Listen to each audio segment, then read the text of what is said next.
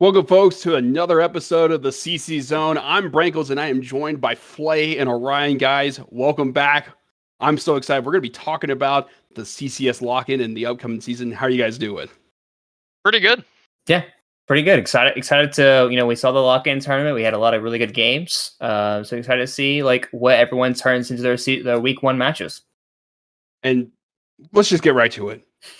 the CCS lock-in was a lot of spice. We had some great matchups. We saw some teams make a great run in it, but we also saw a champion crowned at the end of it all. Orion, we saw Hard Hat Zone. They pulled it off and they won.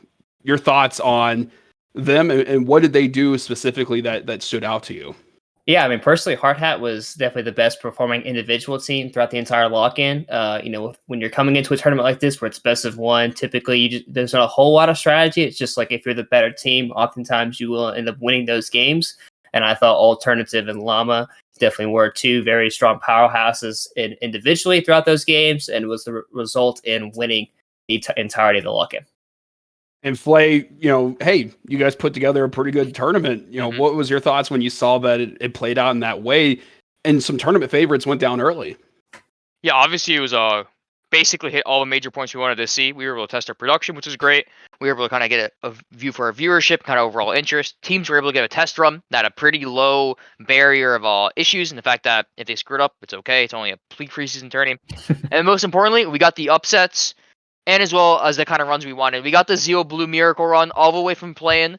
We got Hard Hat Horizon, two early favorites showcasing their power. We got the Dorado hype train. We saw some of the old CCS teams lose very early.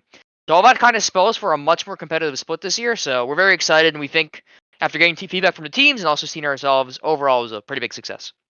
Well, Orion, you throughout the tournament, you tuned in, and I think you also called some games. And was there any player that stood out to you as like MVP? Like I know that Hard Hat won, but what player stood out to you the most? Yeah, probably the MVP of the whole lock-in was most likely Alternative. He had a really strong drive in the fourth game in the jungle, and then after the Jarvan game, he switched right into the mid lane role. Ended up having a really solid Annie game as well. So the guy was just popping off all over the Rift in two different roles, which is pretty hard to do at a very high level of play, and he showed it. He showed it very well. So definitely, I think Alternative probably deserves the MVP of the lock-in. And I can't disagree with you. I was watching it unfold. I was also taking a look at some of the stats, and I was very impressed with Hard Hat because they mixed it up a lot. They didn't have a hard set, hey, this is the only way we're going to play. And so some teams had an opportunity to maybe counter that, but they were able to continue out throughout the tournament, say like, hey, we'll throw this out there. And, oh, hey, a team may have found something that works against us. Well, we'll switch it up and have someone else play a different role. Now, going to you, Flay, what did you see from them that had teams stumped? Well, I mean, obviously, I think only me and Vertega are the only people who picked Hard Hat to win from the very beginning. So I was pretty confident in the team from first place. I know we're going to talk about future CCS predictions. They are my prediction to win the entire CCS. That is the team I'm predicting. It's also why I predicted them in lock-in. I think, as Ryan said, very well put. Talent wins in best of ones a lot of times. You can't really strategize. So just better players win. They had a couple of troll picks. I want to highlight that Zed pick. I mean, I enjoyed watching it, but I'm sorry. Please don't pick that in an actual match. Besides that, the talent was there. They're, I think, by far the most talented team in the CCS. I have to see how other teams perform. I still want to see a full collective match against Hard Hat against them with Philly B actually playing, because I think Philly B and Marshall is going to be a matchup between two great mid laners and kind of see how those two perform against each other. But overall, didn't really particularly surprise me. I think Hard Hat kind of showed their talent. They're good in all 5 roles. I also want to especially highlight Vertego, Dragon Mood Cake. His Nautilus was ridiculous. Don't really know why they kept giving a Nautilus, but he made that character look as strong as it presented. But it is a best of one. Anything can happen. I think what the lock-in tournament mainly showed, though, is besides the fact that Hard looked like a very solid and foundational team, the middle is completely just anything could happen. No one really knows what's going to happen. It's very, very kind of out of place. And so these next couple of weeks are going to show us a lot about who's a playoff team and who's kind of a pretender. And one thing that Flay, you were saying throughout the the podcast last week is that top lane wasn't necessarily a strong suit for the CCS last year. So it was great to see that Hard Hat had let me pull up his name real quick. They had Bennett playing on the Orange. They also had him on Graves, and he went 8-2 and 9, I believe, in the final game. And going to you, Orion, when you see a team be able to prepare like that, because this is a brand new season. This is a preseason lock-in tournament. What's that mean to see that a organization was like, hey, it looks like they're mid-season form? Yeah, it's definitely a really good start for the team's hard hat, like all around. I think personally, watching Bennett play early on the lock-in, I thought he was actually kind of underperforming, and I actually kind of called him out during one of my casts, saying, "Hey, the rest of your team is doing super well, and you're kind of just like being the only player on the team not willing to just like say, hey, take a step back and actually play for the rest of your team." And then going into the semifinal and even the finals match, I thought Bennett actually stepped it up a lot. He was making solid plays. He was split pushing accordingly, not just dying randomly on the map. So definitely really like to see that out of that player, being able to say, hey, I can take a step back. I don't have to be permanently dying on the map all the time, and I can, just do my job, do my role. And I know that we're going to talk about how Hard Hat just played really well and they dominated the tournament. But a team that I wanted to highlight was Zeal Blue. And I know, Flay, you touched on it a little earlier, is that this team went from, I think, a play-in game all the way to the semifinals. And just to lay it out for you folks, Zeal Blue went from Yahaib leading with 20 kills, a one-man show on Samira in the first game. Then they take down collective effort. Seijo and Yahaib combined for 20 kills. In the quarterfinals, Yahaib has 10 kills on Jin over Team Death Realm, and they made a run in the semifinals until they lost to Horizon. But when I see a team like Zeal Blue, where they weren't necessarily picked by a lot of people, that speaks volumes on the chemistry and the read on the meta that they have. So for you, Flay, when you see that a team is, let's say, performing like that and outperform your expectations, what's that say about the health and the growth that you're seeing in the CCS? Well, I know what the Zeal teams are developmental rosters, so obviously I'm very curious to see how they develop. But honestly, the main takeaway I got from that is that Wednesday really truly is stacked because Zeal Blue is like the ninth seed on Wednesday, and they just kind of ran through to the semifinals. I'm very very interested to see how a dynamic is. I do want to highlight though, Zeal Blue did get the one trick Samir as a champion on their AD carry.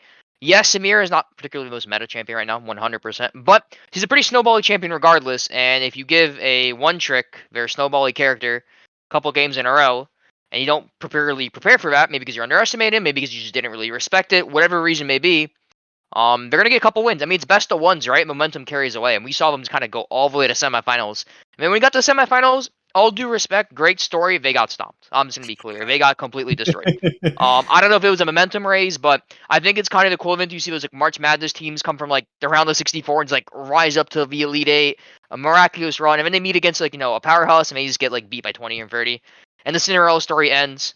We'll see what this means for the actual program itself in the future. I think that definitely do not rate him. I think those who don't rate him as a bottom two team anymore. But we should put expectations still back to reality and realize, if they make the playoffs, it's still an accomplishment for his team. And Ryan, as someone as yourself that is a coach, has been a part of different organizations and leagues, what do you see out of Zeal Blue? Do you feel like this is a team that could be a playoff contender, or do you see that this is a feel-good story that has a chance to grow? Yeah, I definitely agree that this Zeal Blue team definitely can be a playoff contender. I mean, obviously going into the lock-in tournament, we didn't necessarily have a whole lot of information on these guys, but they definitely showed a lot of promise going into the best of one lock-in tournament. Best of threes are a little bit different.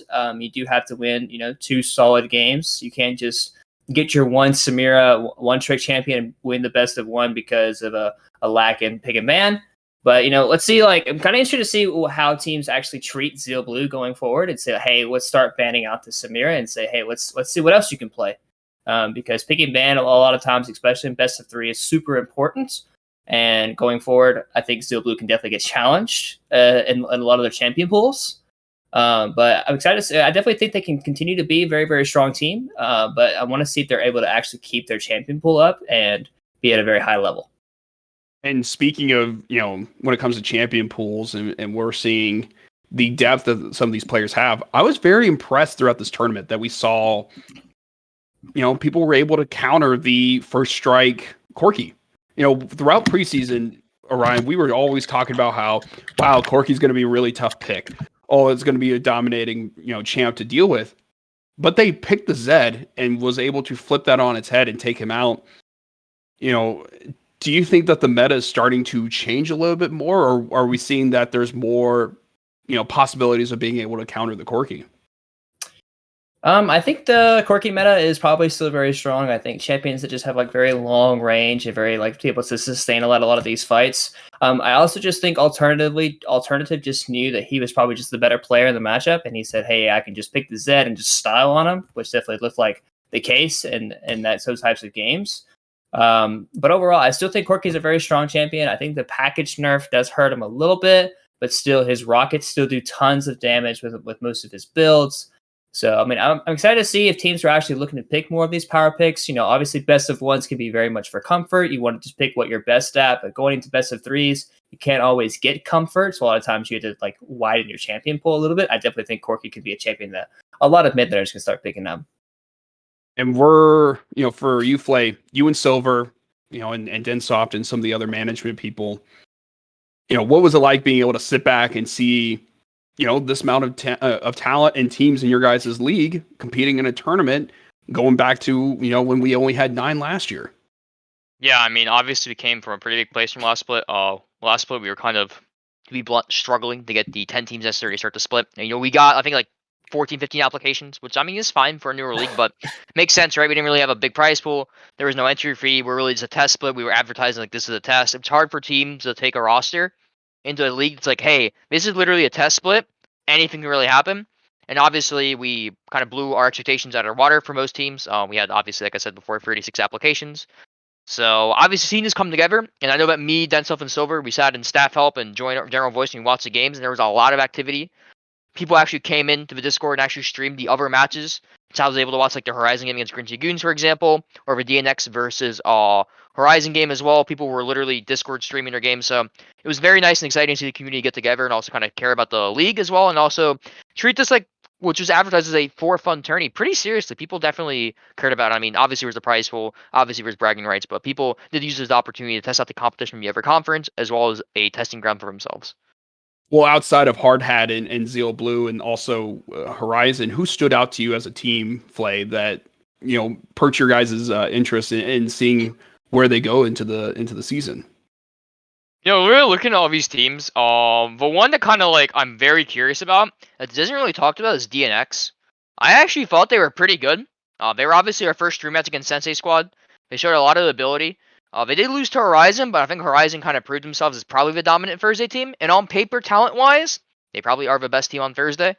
They're not really talked about a lot. I mean, I had them think third in my seeding before, below Collective and Hard Hat. I'm very confident this team will win playoffs. Really, what comes down is seeding. Philly B. I mean, as you probably saw, sources have reported that Philly B should be returning this week, but albeit we don't know exactly in what condition, as in how we be able to play in terms of the actual game. But whatever the case is, Collective may lose their, basically their best player, and I think clearly their best player for maybe a week to 2 weeks. He's not like 100% like, stable internet, perfect connection, perfect practice, and they could lose a couple of games. I mean, look at the Collective schedule. They play this week, if I recall, they play Limitless, which I think the only one who's actually predicted them for us to win. I mean, the week after we picked Dorado, they could go 0-2, and I think that's perfectly reasonable. And if they go 0-2 with only 7 games remaining, they basically then have to finish, if they want to go, a positive record, they have to finish the split 5-2 then remaining. So they could either easily be 0-2. And I mean, thankfully for them, their second half of the split and like their middle half is a lot easier. But I could see DNX take the top 2 spots, and that could maybe avoid them playing Collective if they do that. Ryan, we just heard him wax poetically about DNX, and I was taking a look at their stats, and Penzora had a 17-2-14 game on Mordekaiser, but based off of your research and when you look at the stats, is it necessary? What do you see from this squad? Is it a team that can play all around the meta, or do you think that they're more of a hey, we have our win conditions and we need to force those? Yeah, I think DNX, like Clay mentioned, going into the lock-in tournament definitely was like not necessarily the top of the table team, but like probably like right below those top 2 teams in their group. Going into it, I think DNX had a lot of potential in terms of. I think Penzora is a very strong top laner. I think also like a lot of their other players can be very very talented as well. But ultimately they didn't have the best lock-in tournament, so I'm curious if they're able to translate that into, or if they're able to figure out what actually happened going wrong into the actual regular season, because these when the games actually start mattering. Lock-in was like fun and all. We got to see everyone play, but now this is the real deal. So it's definitely very, very important for everyone to say, hey, let's get our act together. Let's start actually winning some games that we need to win. And my next question, Orion, for you. I know that Flay talked about, hey, DNX impressed him. Mm-hmm. When it comes to teams that struggled in the CCS lock-in, what teams do you think that struggled have a chance at making noise throughout the regular season? Because I know there was a lot of teams that were high on people's lists that fell short.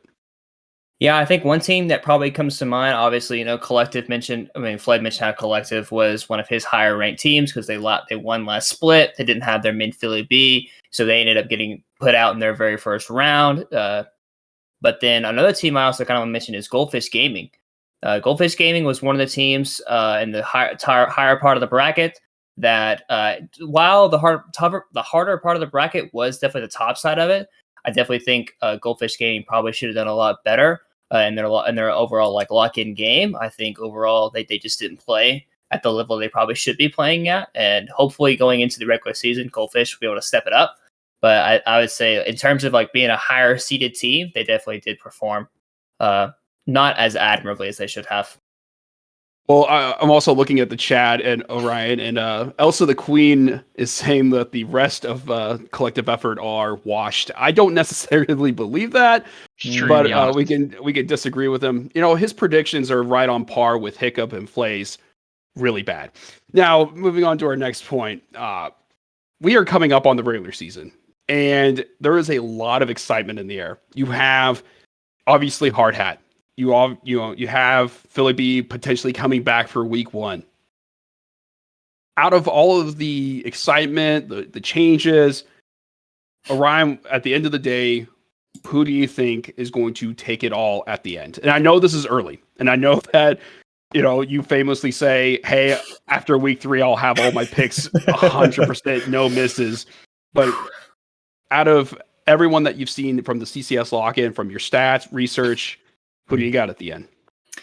I think going back on just like the teams that like are like the more like individually talented, I think you're probably looking at either a Hard Hat or even a Horizon Gaming angle in terms of like at the very, very end of it. I really want to see. I really want to see Goldfish Gaming, and I really want to see Collective by the end of the season how well together they're actually playing together.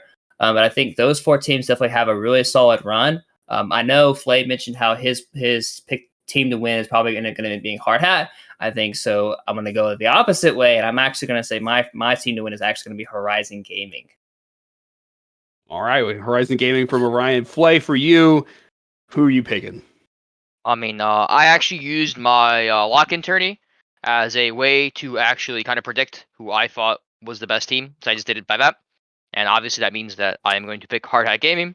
I think very clearly they have something that a lot of teams lack. So if I could compare someone Goldfish, individually the talent may be there or limitless, but I just don't trust those units to get it together. I saw the Similar team is very different from last split, but this Goldfish team is very similar. And that Goldfish team struggled to get it together. The talent was there. Very famously, there was a series I remember watching Goldfish that highlighted what Goldfish Gaming is. Mossy, one game went 17-1. The other game, he went like 0-10. This was the same series. That is Goldfish Gaming in a nutshell. That kind of team is not a team I like to trust. I could see them coin flip in either direction. Then I look at the other side in terms of, okay, who has a very strong collective group? I mean, collective is the exact same roster, but in the end of the day, their top side does remain fairly weak. Yes, Strip Irrigation plays a good glue role, but they still have fundamentally a gold one-trick HRX player as their top laner. Very famously memed on Puff Zone in the semifinals. But the point being is that they didn't make any roster upgrades. I get it, you just won, but the league is a lot better. At the same side, Horizon's a team that has a lot of individual talent. I think compared to Hard Hat, they are simply worse players in most of the roles. So if I have to pick right now based on talent and cohesion, Hard Hat seems to have been together since their UGL days. They showcase it on the actual stage, and besides one close game with Horizon, emphasis on close, they kind of dominated the entire way through. So I'm going to pick Hard Hat Gaming, or Hard Hat Zone, to win the CCS split. All right. I'm actually going to give you who I think is going to end up in the championship series. So I actually think DNX will. I think DNX will be in the final 2, along with Zeal Blue. I actually do. I was very impressed with Zeal Blue. I was very impressed with their, performances.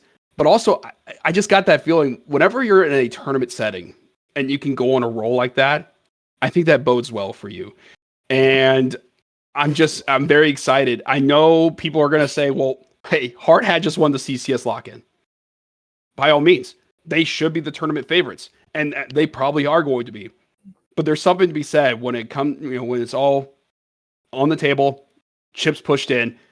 I want to see some spice. I want to see some upsets, but I also do feel like Zeal Blue does have a chance. They showed it. They made a run to the semifinals, and I get it that it's a Cinderella run, but that's gotta be fun, man. And I think that the season's going to be a lot of, I think we're going to see some great League of Legends. I think we're going to see some heartbreak. We're probably going to get to the playoffs, Flay, and we're going to see some series come down to, a Baron flip in Game 5, and that's what's going to end it all. And I feel like that's what's going to happen this year, and I'm very excited. You need to be drug tested. Yeah, why would you pick that finals? What are you doing? Yeah, this man's God. on some copium right here. That's what this man's this on. Is hella copium. Not only does he pick Holy DNX, he also moly. picks Zeal. Wait, you pick DNX and Zeal Blue? Yeah. Aren't they in the same conference? Let me check. Actually, you know what? Maybe not only is it a wrong prediction, it's not even possible. Oh hey, listen, God. When you have all the hopium in the world. Actually, no, you're right. Wednesday conference finals is the actual finals. So in that case, that makes sense. True. There we go. But if I had to choose a team from the Thursday group, hold on. I will fix this. I will say. Let's see. Thursday grouping is. I am blind. Oh, thank you. Yep. Yes. Sorry. I actually will choose DNX versus Horizon Gaming in the finals. Okay. That's fine. That's respectable. Yes. Hey, but I say Zeal Blue makes the end of their. All right. But yeah, no, I'm very impressed with with everything that's been played out. Now we're going to transition to who do we think is going to win in week 1. And you said I need to be drug tested. Taking a look at this, I think that you definitely need some help, Flay. I am looking, if I can read this correctly, you have Sensei Squad beating Goldfish Gaming. You need some help there. Let's take a look at another one that you have. Oh no, you don't have Blue Esports. If you had Blue Esports, then we got some major problems. Okay, yeah. I think our wonderful future CCS champion guest is here, actually. Hey, howdy. Can you guys hear me? I believe so. Yep, I can hear you. Got me there? Awesome. Hey. All right. Well, actually, hey, now that we're talking about the regular season, folks, I don't know if you can hear him quite yet, but we are joined by Llama, the champion of the CCS lock-in.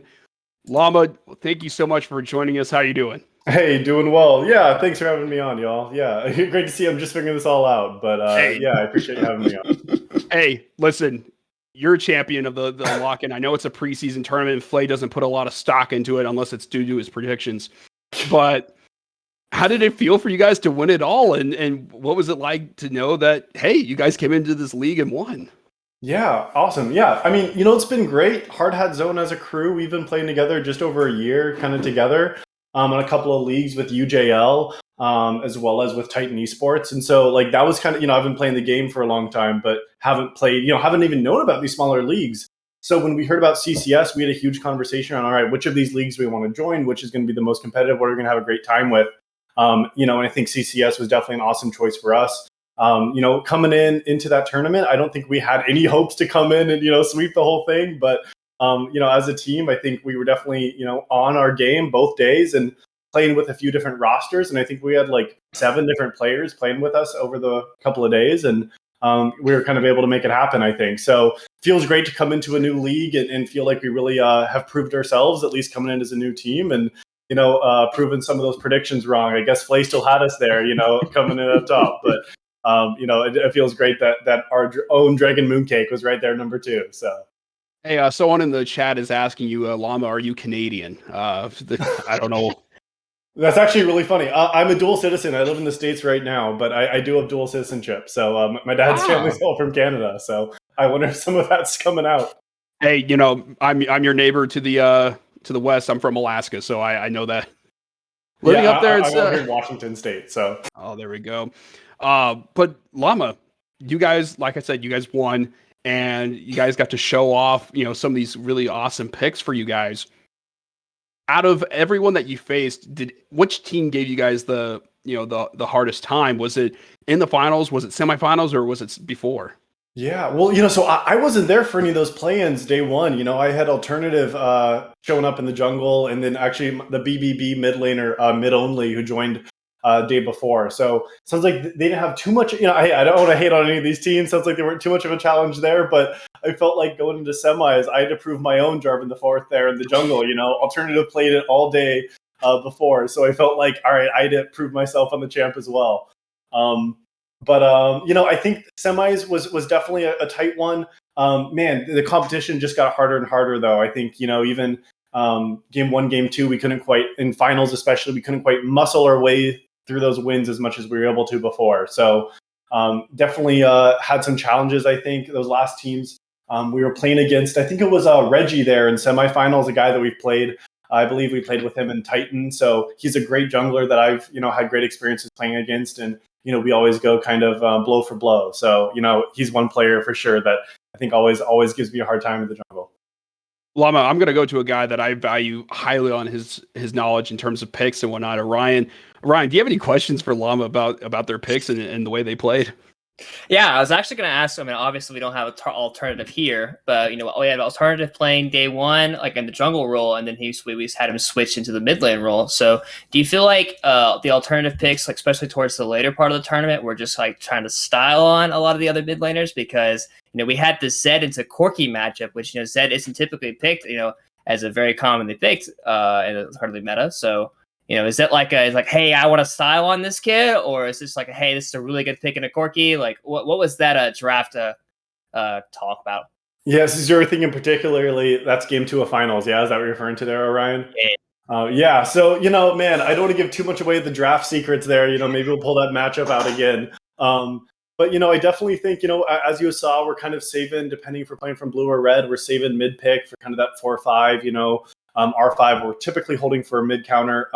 Game one we had that Yasuo pull out, which was a great counter into their kind of very linear engage. That was kind of a pick that he had comfort on as well. He's not just like, all right, let me dash around and style a little harder. But game two, I definitely think that Alternative's a player that when it comes to the mechanics, he's more comfortable being able to skill check someone than playing a very neutral lane, something like Victor that we've seen as a winning matchup from the Victor side. So as a champion and as a player, I don't think Alternative's really going to go for the scaling matchup. You're not going to see him pulling out as much Seraphine mid as a counter or Sona that we saw in the LEC. So, I think too, when we're seeing the Corki, we're thinking of what kind of aggressive answer can we pull to it, really focus our game on early game as well, get some solo kills and try to build the early game lead. So, Orion, that was definitely something that I think was, we weren't prepping that. I can't say we had that down on paper and said, all right, if they go B4 Corki, or whatever that is, we're going to respond with the Zed. But it was a pick, we trust the team in that. And if he says, hey, give me Zed, we say, all right, let's see what happens. Wow, that was a lot of information, Llama. That was great. And hey, we're also joined by the owner of the CCS in Flay, and he's got a lot of expectations out of you guys. He actually believes that you're going to win it all. What's it like for you to know that people like him have such high hopes for you guys, and it's not just oh, hey, we looked at their stats and we feel like this is what they're going to do, like that they saw what you guys did in the lock-in tournament and they have that belief in you guys. Yeah, man, it's great to have the support from the team and Flay. Yeah, gosh, the fact that other people are rooting for us is always great to see. Even one of our friends in our group chat changed their league name to HHZ Cheerleader. It's his new in-game name. So, I feel like we're starting to get some people behind us and on our team, which is always great. I think that we can never prove ourselves in one tournament or 1 week or in one day. I think really versatility and meta shifts are something that we need to really keep up with. I don't think we can say, all right, this team looks great from lock-in, as I think HHC as we really showed. That doesn't mean, we're going to come in every week saying, all right, this is, give me more Zed. I don't care what the matchup is, one pick me Zed, blue side, let's make it happen, So yeah, I don't think there's, we don't want to get cocky. We want to come in still, each perform, every week and every day. When the pressure's on and when it's not, I think we're always going to try to show up and I think we'll really try to prove our spot at the top. And I'm glad to hear we're already kind of building some fans and followers and, Flay included, man. Hey, great to have you on the HHZ. We'll get you your hard hat, to rep for those games. And The league is Llama, actually rigged. say that again, Flay. I couldn't hear that. The league is rigged. You can clip it right now and send it to everyone. Oh, It's wow. confirmed. Clip it and ship it. And ship it. Yep. Well, my next question for you, Llama, is I know that we have only just recently met you. You've recently joined the league, but what would you say to yourself 5 years ago that you'd be, playing League of Legends like this and playing in the league and being able to have fun, but also knowing that it's not just I'm joining a random queue and I'm playing with some random people, but you're playing with people that and that you're building that chemistry and bonds throughout the season. Yeah. Man, 5 years, it's kind of funny thinking about, I've been playing this game for longer than 5 years. It feels crazy to say, for some context, I teach high school right now. And so I'm teaching kids that were my age when I started League of Legends, so it's a long time kind of, I feel like I've been playing and it's always been about community for me, sure. I've had my long solo queue grind nights and, trying to prove myself on whatever it is. But I think for me, just as the game's evolved and I've continued to play, what's kept me around is the community, is the competition, is the, we love doing scrim blocks and 5v5s and, just really getting the chance to be competitive with each other, and sometimes pull up flashy plays or whatever. So, I think for me 5 years ago, it would really just be about, it'd be great to see that I'm still able to play, competitively and still enjoying the game at this high level.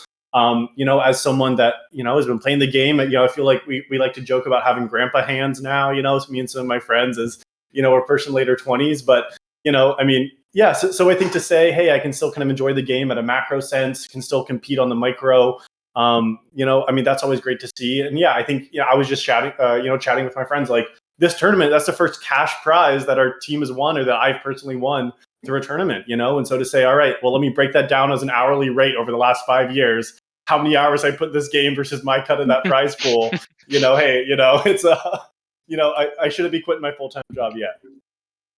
Well, Flay, is there anything you'd like to say to Llama though? Because this is a guy that is part of a team, one of the new teams to the CCS.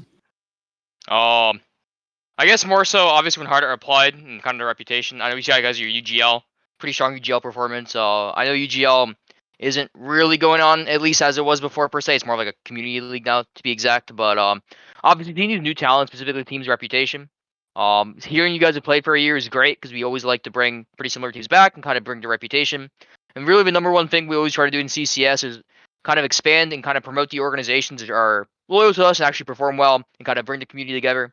A lot about 7, I think, out of 10 orgs last year came back off the top of my head, and we expect more than 60% to come back as well as people kind of get in the community together and enjoy it. So hopefully you guys had a good time. Obviously, it was just a 2-day event, so it's not exactly indicative of a sprint, but hopefully we have more content. We'll see you guys on stream as well, and you guys can live up to your expectations.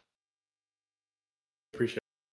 Well, Llama, my next question for you: what is your favorite jungle pick?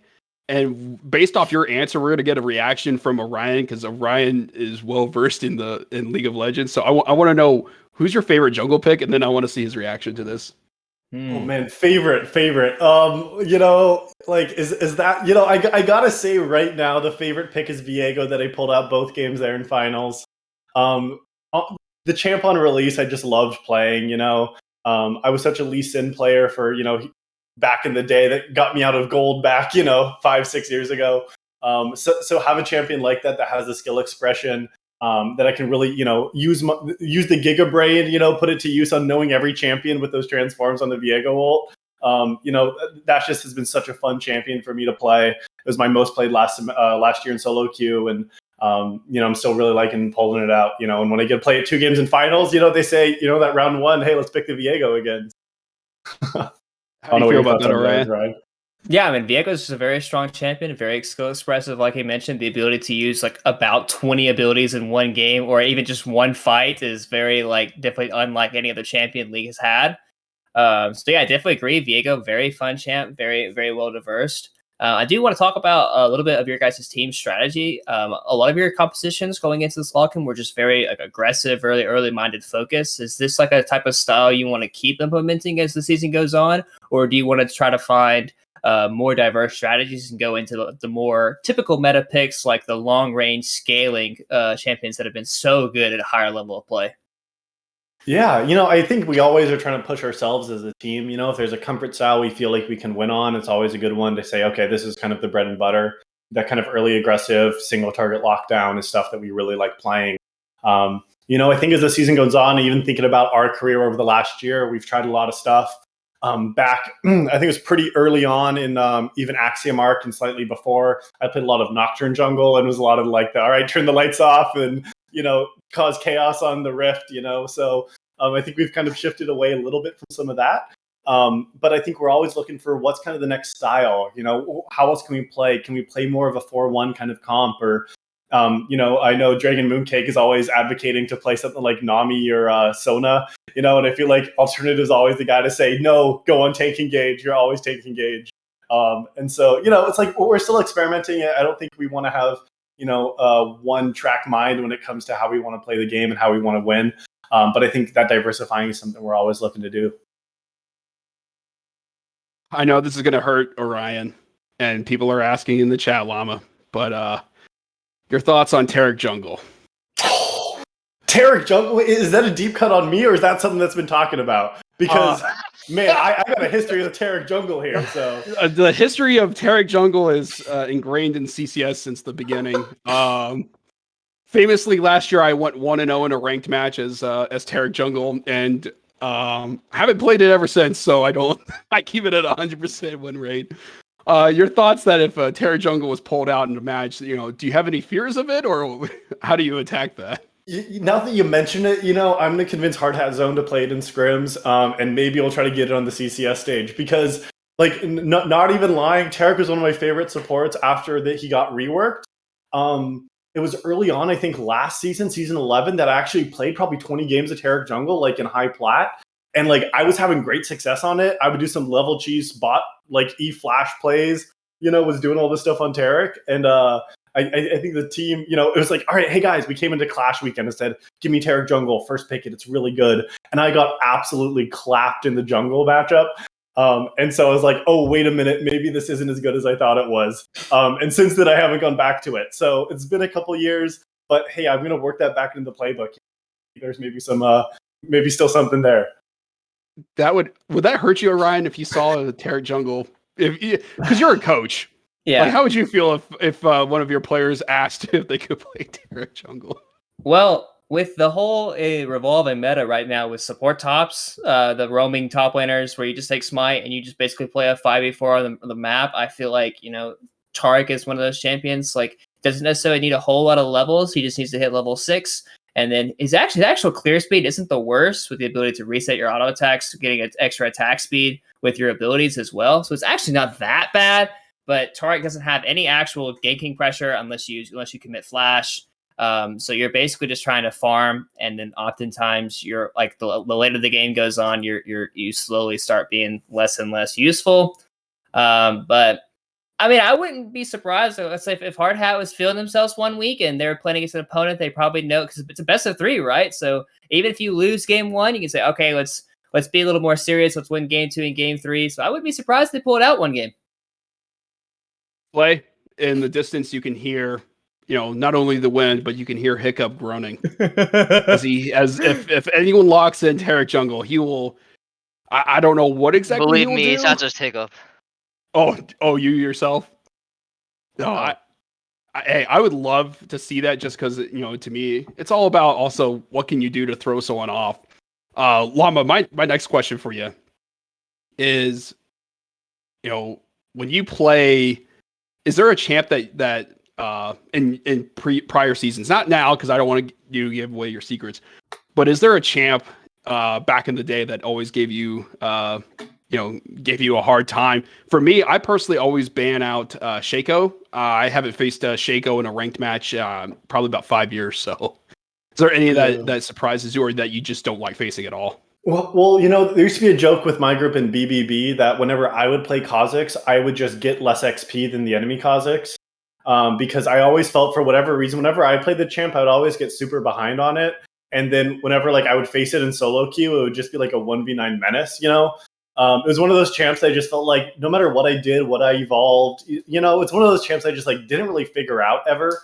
I'm not as much of an assassin player anyways in the jungle, you probably won't see too much of my Rengar either. But Kha'Zix is one of those champs that I just joke that like I just get less XP on this champion. I don't know what's going on, but I feel like I am not as useful as the enemy Kha'Zix is, and so that's one of those champs too that I'm like, I don't really know what to do about this. Like, don't be alone with Kha'Zix; he'll ISO you and you'll die instantly. But that was a champion that I'm like, I don't want to deal with the bug. All right, Llama. Well, one thing that we're doing this year with the CCS is having pick'ems and predicting matchups. And I want to pick your brain. We're going to start with the Wednesday games. We'll start with your own. You're facing Blue Esports. Your thoughts? Oh man, hey, I gotta say, is that Zeal Blue that we're gonna be facing here? Oh no, you're facing No. the guys Blue from Esports. Home from Imaginary Friends. Or Gotcha. Yeah. You gotta listen to that too. I'd love to see this. I don't know too much about Blue. We just got linked there. I'm gonna pull up their OPGG while we're chatting too. Maybe give a little bit more of an informed prediction. Blue Esports Right. Ice. There it is, right there. Yep. Yeah. So it's a team that we haven't had a chance to face yet, which is always nice to still see some new faces. At least that I haven't personally played against here. Yeah, looks like they have some pretty accomplished players here. Even as I'm pulling up that OPGG, I'm seeing a lot of Viego. Looks like their jungler there also plays quite a bit of Viego, which means, even if that's a contested pick or you feel like you might have a counter to it, I think that's something that could be challenging. I'm going to definitely say that we'll take that BO3. But hey, maybe it'll be a 2-1. Well, I'm telling you this much. Based off of the grouping that I have, only one person chose Blue Esports. I won't actually. No, I'll call them out. Dogster needs to be drug tested. They chose Blue Sure. Esports, Actually, correct. but taking a You look may at the be other, fired this week. but taking a look at the other Wednesday games. I know that you guys are going to be busy prepping for yours, Llama. But is there any other teams that you guys are watching that you feel as though that could challenge you guys throughout the tournament or throughout the season? Yeah, who do we play in semis there? Reggie's playing on Dorado Omega. they're Dorado Omega. That's definitely a team that just with the connection with Titan as well. I always knew that whenever I saw Dorado playing, they always had a pretty good chance to win. Looking at some of those power rankings as well. I think specifically in my matchup, like Reggie and I were always kind of battling that top 5 spot. So Dorado's definitely a team I admire. I don't know if they're playing Wednesday or Thursday. Are they Wednesday as well? Yes. Okay, awesome. So yeah, I know Dorado's definitely a team that I'm going to be looking at pretty closely because I think that they definitely have a chance to really play well each week. As I'm looking at some of those other Wednesday teams as well, yeah, okay, Infinite as well, Limitless are a couple other teams that I think just like got some really good players that I'm kind of expecting that depending on those BO3s how they go, really will have a high chance on picking up some dubs. Look at the rest of the Wednesday games, Llama. I know. Orion and I, we agree on a lot of stuff, but he has TA. Orion, I want you to explain yourself on why you think TA is going to beat RPG, because I think Red Panda Gaming has arguably maybe the best logo in the league, possibly.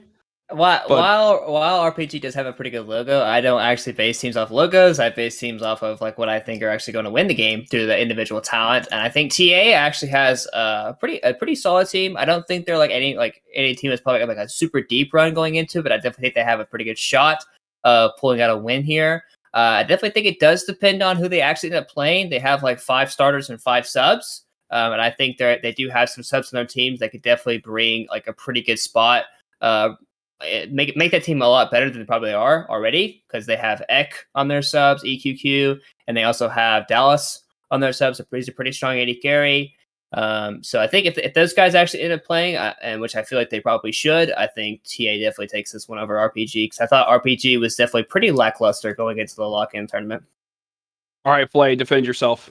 I want you to explain why you think Goldfish Gaming is going to lose to Sensei Squad.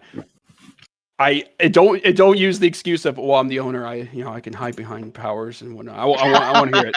I want to hear it. Besides the fact I could theoretically just force Goldfish to FF the match and just win the pick'em regardless. So besides that fact, the real reason is because Goldfish Gaming fundamentally, if you guys heard the news, they have released Gregorio, the first team all CCS jungler last split. He started in the jungle role. From what I've heard from sources, effectively it was a mutual disparting. Essentially, Mossy, the support at the time in lock-in, simply just did not feel comfortable playing support role. I think that is an assessment I also agree with. I think he is a much better jungler. Unfortunately, that means that Gregorio and Mossy are in this weird spot in which the org owner and captain plays the exact same role as I would argue one of our more talented players. Hence, leading to a mutual departure because Gregorio wants to start on the team, which makes sense. Moving forward, then, if that is the case, then we basically have a pretty similar roster in last split. The current roster right now, at least to what my sources have told me and what's currently listed, is that Peanut, which is their new top laner, who's a pretty strong Mundo player. They have Mossy, Okima, Demon, and then Light Genesis. I believe the only two new players are support and top. The core jungle, mid, bottom remain the same. If that is the case, if the core identity of the team remains the same, which I believe it has, as long as Mossy is a jungler, then this team is the epitome of a coin flip. Fundamentally, Goldfish Gaming was known last split as a team that choked game 3. They had a better overall game record than both 7th and 6th place last split. However, they still finished 8th, and they only won 3 out of 9 series. And every series they took, very frequently went to free games, and whenever it went to free games, they very frequently lost. The coin flippy, choky style of Goldfish Gaming, unfortunately, until I see otherwise, will remain my perception of them. In terms of talent, I agree with Orion. They are talented enough as a team to actually be quite good. I still think they're going to probably be a playoff team. I'll be shocked if they don't make playoffs, to be honest. But from what the talent on the roster is compared to what they actually perform, I really think this team, especially the fact that it is going to be week 1 and they made these changes and they're trying to get things situated with all the moves they're making now, they're going to come in as the same coin flippy selves as well, as we saw last split. And really, that perception of mine will not change until I see otherwise. So that is my reason for picking Sensei Squad. Ryan, do you agree with him, or do you think he's just out of his mind? Unfortunately, I wasn't a part of the CSS last year, so the only thing I can go off of is like individual talent, and I do think this Goldfish Gaming squad definitely does have a lot of potential. I think you just look at their roster and they just show a lot of prowess. Unfortunately, their lock-in tournament wasn't particularly the best, but I definitely do think going up against Sensei Squad, not a top of the table team, definitely not a bottom table of the teams, probably like middle of the pack. Probably looking at a pretty good dub here. All right, Llama, my question I have for you is that we see teams that have roster changes, right? And we see teams that change over the years. So for you guys, knowing that you guys stayed together from last year to this year, what's it like being a part of a group that is consistent and that these are players that you've played alongside of, and you're like, hey, I know how this guy plays, or I know what they're going to do in situations? Yeah, I think that's one of the biggest challenges, right? When you jump into a new team or a new roster, right? Is figuring out how those pieces, are cohesive or fit together. It sounds like, as we were hearing from Flay, that some of the Goldfish Gaming bot side has all been playing together. And I think that kind of really allows that synergy to keep moving forward. When your carry wants to go in, I think especially that AD support duo is definitely a huge part of synergy, as well as jungle mid. And having a strong top laner, I think that because we know kind of where we want to play through, where we have our strengths and weaknesses, and we trust each other, that we're all going to make the best decision we can based on the information that we got, just really helps to say, I know that if my top lane falls behind 10 farm or whatever, that it's not going to be the end of the world and he's, not going to fall off a cliff. I know that our bot lane can farm whatever it is, that like, you just trust each other when the playmaking comes down, that you're going to have each other's backs, and so even looking at Sensei Squad, I know that Aquatic Bear and Chaser played together in the past, and it looks like Chaser's the current sub for their team. But when you even have that, the jungle support synergy, that was something when I tried out for the team. It's like I have no idea who these guys play, how they play. But when I can kind of figure out my role on the team as a facilitator, shot caller in those games, that really makes a difference when it comes to being able to dictate early mid game and then trusting each other, going to those late game team fights. I shouldn't be needing to ping summoners if they die with their exhaust up or whatever it is. So who cracks the most jokes and makes you guys laugh in the chat for you guys? Yeah, it definitely depends. During game time, I feel like it's gonna be probably Alternative or Dragon Mooncake, who kind of like keep the spirits up, kind of keep us going. I definitely feel like when we're not, right in the middle of a competitive game, Our top laner Bennett, he's a guy that always likes to kind of, has a good spirit about him, when we're out of game and just joshing and hanging out. So, I feel like, we're good friends when we're not in game time too. And so just to be able to connect and you got to play code names online or, hang out and, whatever it is, like it's always good to just have those kind of people that you don't feel like you always got to be in the zone with, so we always like to have a good time. Hey, taking your hat, your coaching hat, Orion, what's that like when you hear from, Llama talking that, hey, this is their mentality for you as a coach? How important is that, when you're working with a team? Yeah, I know it's extremely important being able to be friends not only inside the game but outside the game too. It just helps being able to trust each other and then also being able to have very serious conversations because a lot of times, when you're on a team, being able to take constructive criticism and say, hey, look, you kind of entered this game away. You definitely have to play a lot better. When you are friends, it's a lot easier to take that kind of approach. But if you don't really have that connection with a lot of your teammates, a lot of times they could just kind of be like, you might not want to say it because you don't know what level of boundary you actually can cross. But with these guys, mentioning how good friends they are all the game, they probably crack jokes all the time. It's definitely a lot easier to fully communicate and actually be like, hey, I trust you. I know you're not going to take this too hardly. We always just want to improve. So it's a lot easier to take the constructive criticism and know, okay, this guy wants me to be the best player I can be, and he's not trying to be just some prick that's trying to say, oh, I'm just bad at the game. So it's definitely very important. I wish I could say the same about Flay, but he is as salty as a salt lick. So, Flay, whenever you guys were putting together, and we'll talk about Hard Hat for specifically, what was it like when you were putting their, looking at their application and putting them into the league? What was it like in those conversations?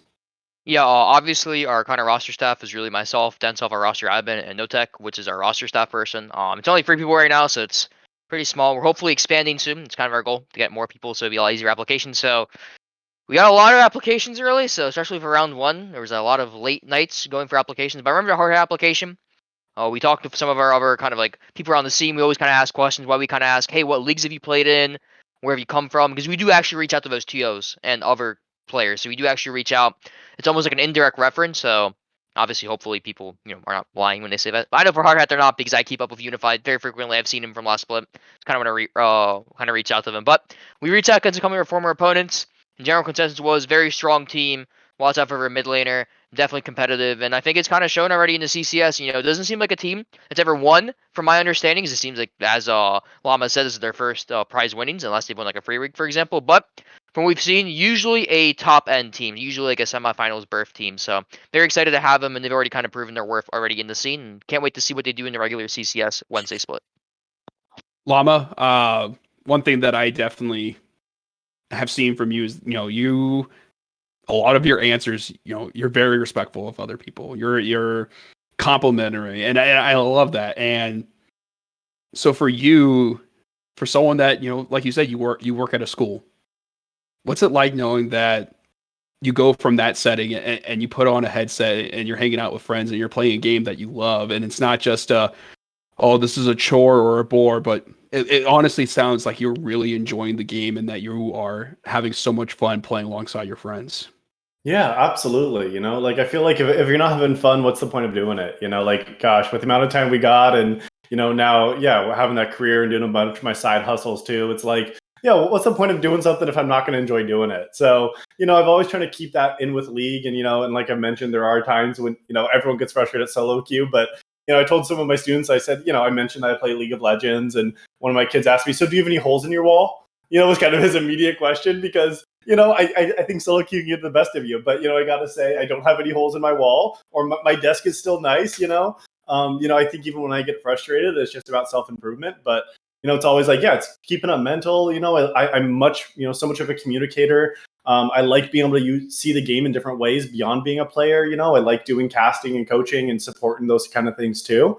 And so having those other opportunities to kind of still explore the game, that's why I still love it, because there's so many ways and levels of it. I can be a consumer as well as a producer, both of content and through playing the game. And so the fact I get to do it at a high level just is such a gift with a great team. Based off of your answers and whatnot, hey Flay, I know I made my prediction earlier. I'm going to put Hard Hat in the final. I I will make my changes. Hey, listen. Versus man predicts based on the logos. Man, he's got a 20-minute interview and changes his finals. Next week when we interview, you're changing your prediction again. I'm just wondering. Hey, I just want to mentally prepare myself. That's all. Based off of my actual job, yeah, I can do that. You have to go based on summoner names. Who's ever got the best names, that's always. If that was the case, I'd be choosing Sensei Squad every week because Aquatic Bear is to me one of the best. Aquatic Bear is a pretty good name. That is true. I'm pretty sure. Before I was just Llama, I was intruding Llama, so I dropped the intruding when I pulled a BBB. Yeah, isn't there someone in the league also called Shaco's Thick Dumpy? I'm pretty sure. True. Shaco's Thick Dumpy can confirm from the league owner the starting support for Shadows. Like, if you're into that kind of stuff, then there you go. Each their own. Yeah, well, Llama, I know that you guys are coming up on the regular season, and for final thoughts, what should people look out for when it comes to your team? And I saw some people in the chat were saying, "Hey, we're now huge fans of Hard Hat." What do you have to say to those people? But also, what do you have to say to the fact that you're about to embark on this new journey? Yeah, man, it's just been so great being part of a league that's got the culture built around it, got people that can be there cheering for us and hanging out in Twitch chat. I always love that sort of thing. I think that we like to prove ourselves on and off the Rift, we don't just want to be competitive players and, we're not people to BM or, it's sort of like we're all there to play the game that we like doing and want to have a good time doing it.